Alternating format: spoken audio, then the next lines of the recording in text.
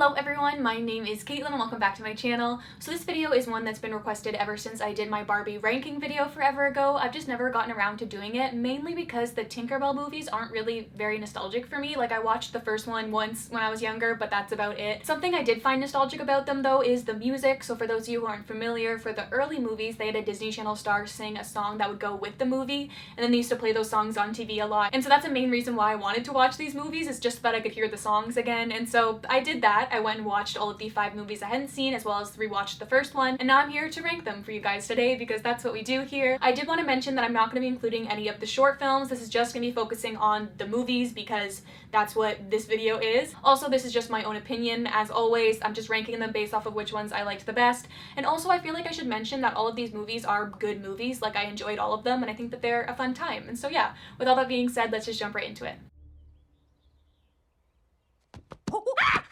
Fawn! So at number 6, we have Tinkerbell and the Legend of the NeverBeast. This is the 6th and last installment of the Tinkerbell series. It follows Fawn, who is one of the members of like Tinkerbell's main friend group, and each member of her friend group has a different talent, and so Fawn is the animal fairy. And so in this movie, Fawn discovers this NeverBeast and then she takes it upon herself to protect it. I really like the concept of this movie. Like, I like the fact that Fawn is the lead, and I think if we would have gotten more Tinkerbell movies, it would have been cool to have a movie exploring each fairy in Tinkerbell's main friend group, which is probably what they were planning on doing after this movie before the studio got shut down. And so it's cool to see the potential there. I just don't think that this movie was executed in the best way. As I said, I do like the fact that Fawn is the lead of this movie and that we're exploring the other characters in the series more, but I just felt like Fawn wasn't as good of a lead as Tinkerbell is, and it also throws me off that they still put Tinkerbell's name in the title when she's hardly even in the movie. And I would understand it if this is something that they did for all of the movies in the series, but Secret of the Wings and the Pirate Fairy both don't have Tinkerbell's name in the title, and so why put her name in this one when she's hardly even in the movie? It just sets up false expectations. They also decided to revamp Fawn in this movie. They give her a new wardrobe and hair, and Jennifer Goodwin comes in to voice her, which was fine, but I just felt like all of these changes made her feel like a completely different character, and also I liked her look better before, and so that just made me sad. They also introduced this new group of fairies led by this one fairy called Nyx, and I was just confused as to what they were. They acted like they were like the fairy police, but then I think that they were animal fairies, but then they didn't dress like any of the other animal fairies, and so they just made me confused. Also, Bobble and Clank weren't in this movie, which were reoccurring characters throughout all 5 of the Tinkerbell series, and so I was just like, where are they? And then also the Pirate Fairy that they just introduced in the movie beforehand didn't make any appearances in this movie, which made me sad because I was hoping that she was going to become a part of their friend group, but then that didn't happen, and so yeah, I didn't like that. The movie also takes a turn in the last like 5 minutes where it becomes really sad, and then the movie just ends. Like, there's no like really sad point and then happy ending. It's just really sad and then it ends, which just surprised me for a children's movie, for them to like make a bunch of kids cry and then just end the movie. Like, that just baffled me. And so yeah, this movie just didn't really feel like a Tinkerbell movie to me, and so I think I would go as far as to say that I didn't like it, and so that's why it is last on this list. It's at least 1,000,000 smidges. Maybe more. It's more. Yeah, much more. At number 5, we have Tinkerbell and the Lost Treasure. This is the 2nd movie in the Tinkerbell series. It follows Tink being chosen to create this like wand staff thing that holds this moonstone, which is very important to the fairy community. But then when Tinkerbell is making her wand thing, she ends up accidentally breaking the moonstone, and so then she has to go on this whole quest to find this magic mirror so that she can wish the moonstone back. And I actually enjoyed this movie. The reason why it's second last is because I watched the first one, and then I watched this one because it's the 2nd movie, and then I just didn't like it as much as the first one, so I put it under there, and then I guess I just liked all the other ones more, and so now it's second last because that's how lists work.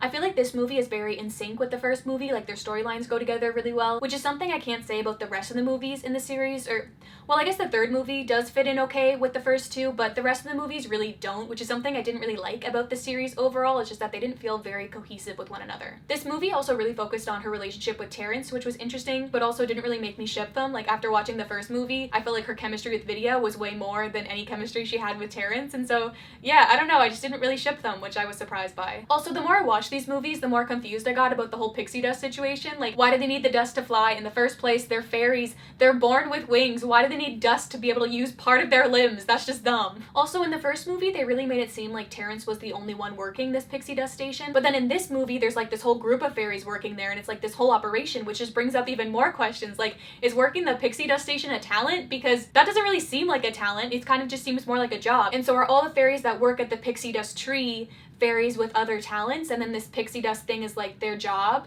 because that seems weird. Like, they would have to be doing their other duties as well, and to be balancing a job at the pixie dust tree, like, that seems like a lot of work. And I know I'm looking way too into this, but I just don't like how all these fairies are just given the talent of looking after all the other fairies. Like, that's not fair.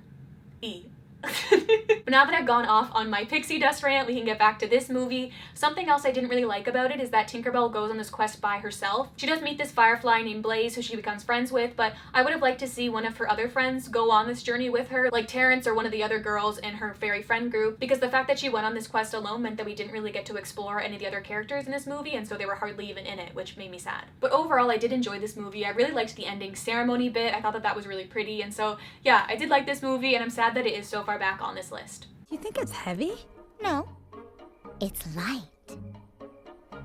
So at number 4, I have Tinkerbell. This is the first Tinkerbell movie, and so it's like an origin story. Tink is born at the beginning of this movie, and then she's given her talent, which is to be a Tinker Fairy, but then she decides that she doesn't want to be a Tinker Fairy because they're lame, and so the movie like follows her having to accept herself and be proud of who she is. And I remember this movie being so hyped up when I was younger. Like, the fact that they had a voice for Tinkerbell for the first time ever was such a big deal. Also, the rest of the voice cast for this movie were pretty big stars as well. Like, you had Kristen Chenoweth, and then Raven-Symoné and Jesse McCartney were also in it, and I think they actually stayed for all 6 movies, so that's cool as well. And I remember when it came out that I rented it with a friend for a sleepover because we were just so excited that Selena Gomez had a song in the movie, and then we were so disappointed when the song wasn't actually in the movie, it was just the credit song. But then afterwards we watched the music video on repeat and choreographed a whole dance to it, and so I have very fond memories attached to this movie. And I feel weird saying this because this movie is only at number 4, but I feel like if you want to watch a Tinkerbell movie, this is the one you should watch. Like, if you haven't seen any of them, obviously it makes sense to watch the first one, but also I feel like even though I have movies placed higher on this list that I enjoy more than this one, I don't know how necessary they are. Like, you really only need to watch this one. The other ones don't really matter that much.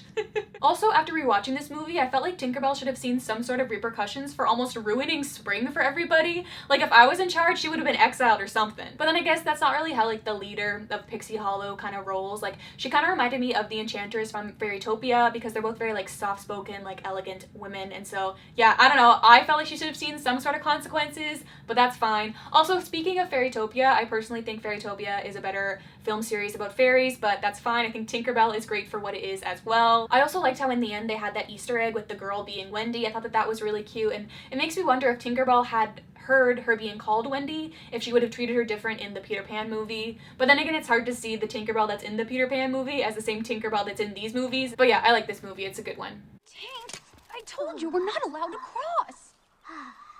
So next up we have Secret of the Wings. This is the 4th Tinkerbell movie, and I feel like a lot of people will be surprised that it's only number 3 on this list because it seems to be a big fan favorite. But for me personally, when I watched it, I just found it to be really weird. It's about Tinkerbell. She discovers that she has a sister who is a winter fairy, but they can't hang out because the winter fairies can't exist in the warm realms because they will get warm and their wings will break, and the warm fairies can't exist in the winter realms because they'll get cold and their wings will break.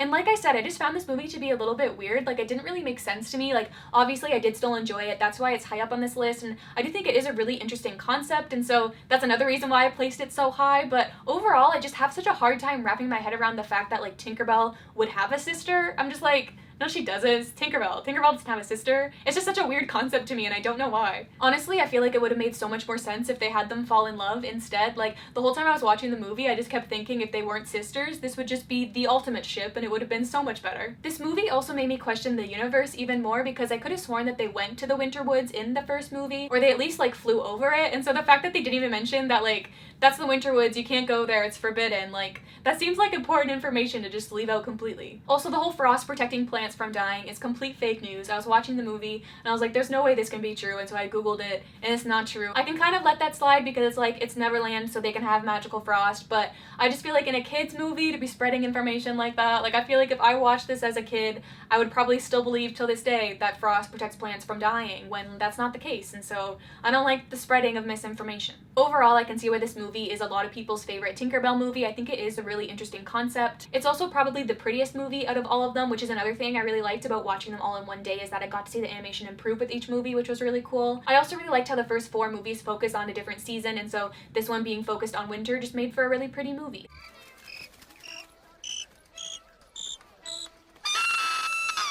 So at number 2, we have Tinkerbell and the Great Fairy Rescue. This is the third movie in the series. It follows Tinkerbell being discovered by this human girl, and then they become friends. And going into this movie, I thought I wasn't gonna like it because it took place outside of Neverland, which is like the cool place that I want to explore more. Like our world, that's boring. I don't want to hear about our world. Bring me back to Neverland, you know? But then this movie was actually really good and I really enjoyed it. I will say that I found the girl to be a little bit annoying, but she is only 9, so I'll give her a pass. And I definitely feel like this movie is the most entertaining out of all of the Tinkerbell movies. There was one point where I was watching this movie and I was just so surprised by how captivated I was because I'm not the target demographic and so it's hard for them to keep my attention at all times. But this movie just had me hooked, and so I feel like that's probably one of the main reasons why it did end up being so high up on my list, but also just because it was such a lovable story. I loved the connection with Tinkerbell and the little girl, as well as the relationship with her and her dad and how that developed throughout the film. I will say that I found the ending to be a little bit odd, like the resolution kind of came very quickly, but that's okay. I also found that when the girl was flying over London, it made me a little bit uneasy, but maybe that's just like a personal thing. Maybe I just have a fear of heights that I wasn't aware of. I also loved how Tinkerbell's friend group had a bigger role in this movie, especially after they weren't really featured in the second movie.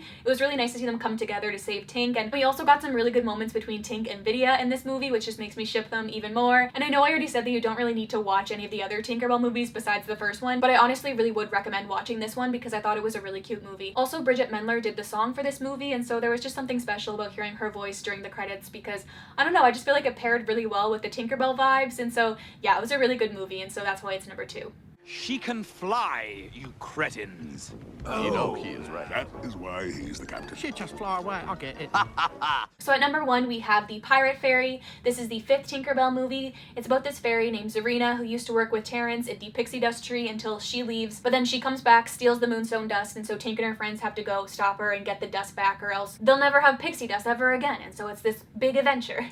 And what I loved so much about this movie is that we finally got to see the main Tinkerbell fairies working together as a group. We saw a little bit of that in the Great Fairy Rescue, but obviously they were rescuing Tink, and so she wasn't a part of it. And so yeah, it was just nice to see all of them included this time around, and I just felt like we got to explore all of the characters really well for the first time in the series. I also really liked how Zarina was the main character in the beginning of the movie, but she wasn't throughout the movie like Fawn was in the NeverBeast. They had her be the lead during her prologue bit, but then they went back to Tink and the gang for the rest of the movie, and I just thought that they did that really well. They also did this bit where they had all of the main fairies switch talents, which I thought was really cool to see, and I also just love Zarina. I thought that she was such a fun character. And I don't want to spoil anything, but I feel like it is pretty obvious once you watch the movie that it is sort of like a Captain Hook origin story, which I thought was really interesting. I also just loved all the pirates in this movie. They had a song. I'm not too sure why, but I wasn't complaining. There was also this one pirate with a mustache that seemed really familiar, and I don't know why I recognized him, but I did. Also, shout out to the one Spanish pirate. Every time he was like, muy bien in the background, I was like, who's that? Who's speaking Spanish? Part of me wishes that this could have been the movie that they ended the series on, just because I feel like it would have wrapped everything up really well, but either way, it's still my favorite and I really enjoyed it. And so yeah, that's my number 1 Tinkerbell movie. But with all that being said, let's move on to the ad read. This video is sponsored by Skillshare. Skillshare is an online learning platform where you can go and learn all sorts of fun stuff. You guys have often told me that I've inspired you to create your own YouTube channels, which I just think is so cool, but also you've asked me advice on how to create videos, and so Skillshare is a great place to start. They've got lots of classes on video production, from filming to editing to creating a thumbnail, which I feel like people don't talk about how hard it is to make a thumbnail nowadays. Like, you can't just put it in a screenshot from your video, like it actually needs to be like a well-edited photo, which like if you don't know how to use Photoshop, it's kind of hard to do, and so Skillshare has got you covered. They also have a bunch of classes on editing with Premiere Pro. I took one by this guy named Jordy who was like super chill, which was great because I've been trying to make the switch from iMovie to Adobe for a while now, and it hasn't been as easy as I thought it would be, and so taking a few of these classes really helped me out. They were also only around like 5 minutes, and so I felt like really accomplished afterwards, which I liked. So if Skillshare sounds like something that'd be up your alley, you can click my link in the description down below. The first 1,000 people to join with my link will get a free 2-month premium membership, so that's everything on the platform for free. So it's a pretty sweet gig. Also, after that expires, it's only just under $10 a month annually, so that's pretty cool as well. They've also got more than just video production stuff on there. There's also business classes, design classes, creative writing classes, so you guys can go take a creative writing class and then write me a Tink and Vidya fanfic and send it my way. But yeah, go check them out if you want to get creative. Thank you to Skillshare for sponsoring this video. This is my first ever ad read, which is really cool. It makes me feel like a proper YouTuber. Something else that makes me feel like a proper YouTuber is that you guys have named yourself over on my Discord server. You guys have voted on a name, which I think is really cool. It's actually a name that one of you guys came up with in one of my live streams before, but I feel like it's not official until I say it in a video. So that's all I have to say for today, Cater Tots. I hope you'll have a wonderful day, and I'll talk to you very, very soon.